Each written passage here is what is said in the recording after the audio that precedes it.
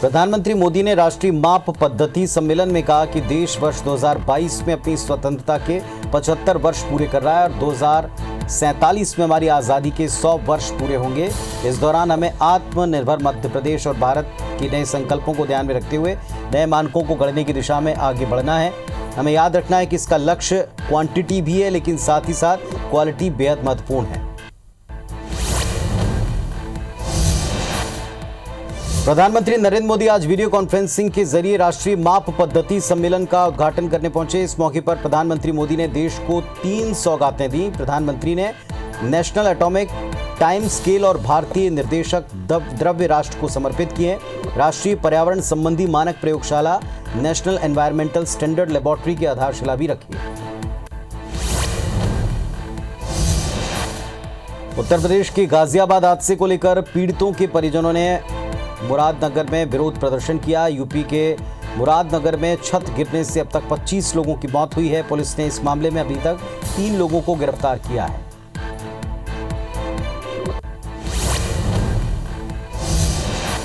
हादसे में 3 आरोपियों को गिरफ्तार किया गया। हादसे के जिम्मेदार सीईओ जय Niharika Singh, junior engineer supervisor को गिरफ्तार कर जेल भेजा गया। गाजियाबाद ग्रामीण एसपी इराज राजा ने बताया कि तीनों को गिरफ्तार करने के बाद आगे की विधिक कार्रवाई की जा रही है। साल 2021 के पहले कारोबारी हफ्ते में घरेलू शेयर बाजार ने नया इतिहास रच दिया। बेहतर ग्लोबल संकेत और भारत में कोरोना वैक्सीन की मंजूरी के बीच शेयर बाजार एक नए रिकॉर्ड स्तर पर है। कारोबार में सेंसेक्स पहली बार 48,000 के आंकड़े के पार हो गया। वहीं निफ्टी भी 14,100 के स्तर के ऊपर निकल गया। आईटी, बैंक और मेटल समेत सभी सेक्टर्स में खरीदारी से बाजार को मजबूती मिली है।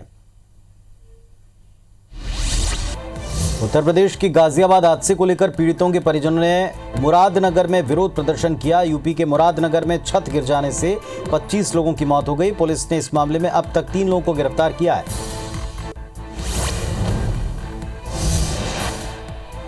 गाजियाबाद हादसे में 3 आरोपियों को गिरफ्तार किया गया। हादसे के जिम्मेदार Niharika Singh, junior engineer supervisor को गिरफ्तार कर जेल भेजा गया। गाजियाबाद ग्रामीण एसपी इराज राजा ने बताया कि तीनों को गिरफ्तार करने के बाद विधिक कार्रवाई की जा रही है। प्रधानमंत्री मोदी ने राष्ट्रीय माप पद्धति सम्मेलन में कहा कि वर्ष 2022 में अपनी स्वतंत्रता के 75 वर्ष पूरे कर रहा है देश।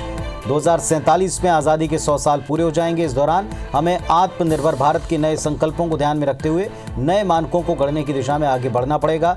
याद रखना है कि इसका लक्ष्य क्वांटिटी है, लेकिन साथ ही क्वालिटी महत्वपूर्ण है।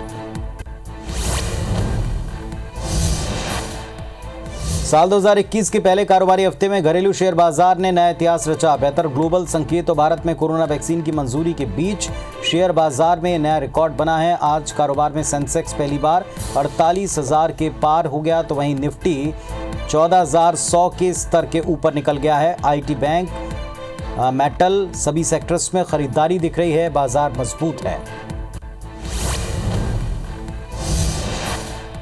इंदौर के शंकर पार्क स्थित अरिहंत सेल्स गोदाम में भीषण आग लग गई। आग से गोदाम में रखे लाखों का सामान जलकर खाक हो गया। सूचना मिलते ही दमकल टीम मौके पर पहुंची, आग पर काबू पाया। आग लगने का कारण अब तक स्पष्ट नहीं हो पाया।